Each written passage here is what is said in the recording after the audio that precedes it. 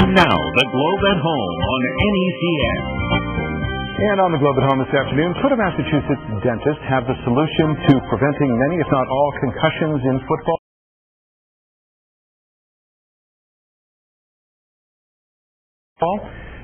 Dentist Dr. Gerald Marr of South Weymouth, Massachusetts, and you see him there, has fitted many football players from high schools to the pros, including some members of the New England Patriots, with his specially designed mouthpiece. Now, in the Globe newsroom this afternoon are Dr. Marr and Globe business writer Keith Reed.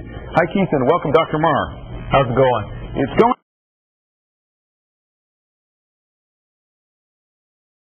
well. Dr. Marr, you have your buddy there, the skull.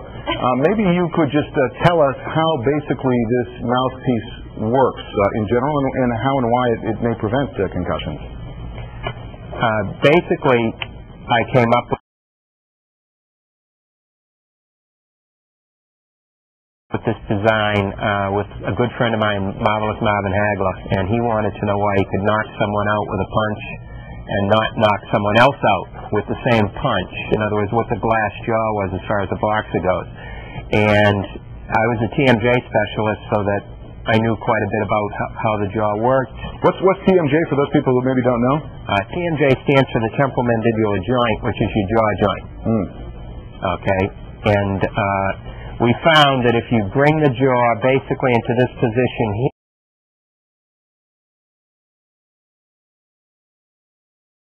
shock absorber.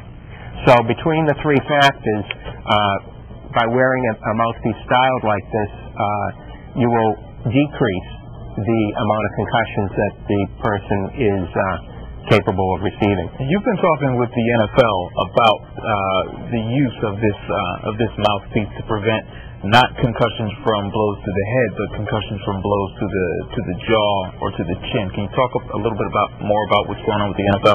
Sure. The NFL has a concussion research team, and it's headed by Dr. Elliot Pellman.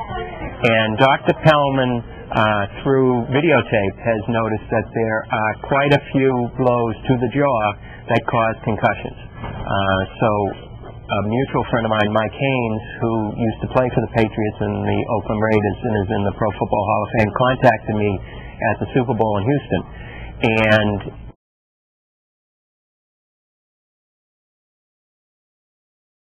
asked if I'd be interested in a grant from the NFL, and that was basically how it started. Okay. And where does that stand now?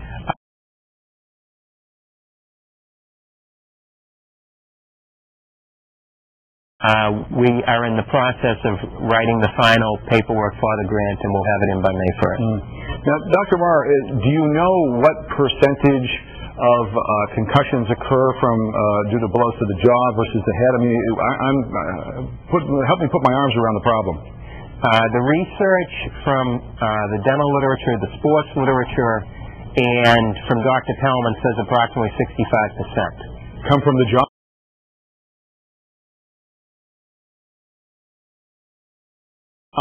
Yeah. Wow, that's interesting because it just seems a little counterintuitive. I think most people would think that concussions happen from blows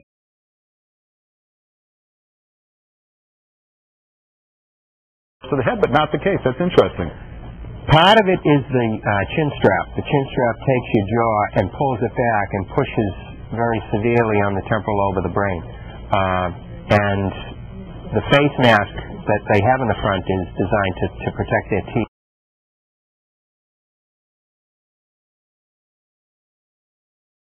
But there are numerous blows to the face mask, somewhat because of it. Now, you have used these with some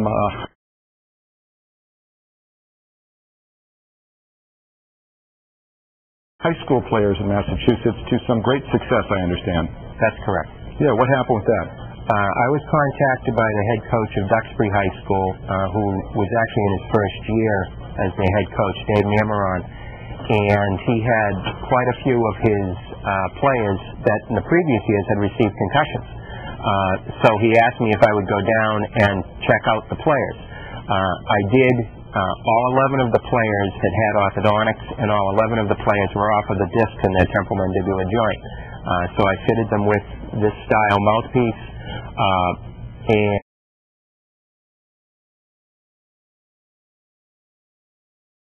and they had a very, very good year this year. They were 13-0, and thank God the 11 players had no concussion. Really? Well, that's pretty astounding success. Yeah, it worked out very, very well. And this works not only for football players, but this is across a broad range of sports, and not just football, but boxing and some other sports that you've worked with as well.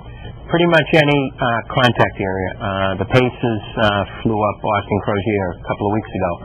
Austin had received a couple of concussions playing basketball, so he was fitted. And there's another reason why athletes who are in team sports like this mouthpiece, isn't there?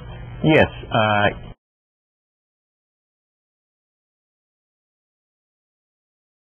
You can communicate very easily with it. You can drink fluids with it. You don't need to remove it from your mouth and chew on it on the sideline, as you see so many players doing. Your normal stock mouthpiece, one, it isn't tight, and two, it really restricts breathing and talking, so that you get the advantage of doing that. Plus, you can keep the TMJ in a much better spot. Doctor, we're almost out of time, but before we go, I know there are probably a lot of parents right now who are watching this and saying, all right, sounds great. How do I get one?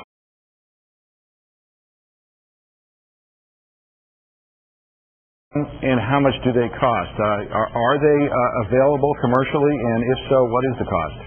What we are trying to do is train various dentists, certify the dentists. We have a certified lab in Plymouth that knows how to make the mouthpiece, and that way we will have some quality control. So I'm in the process now of going around to various doctors' offices and certifying the doctors as to the prerequisites of making the mouthpiece. So right now there is no way for someone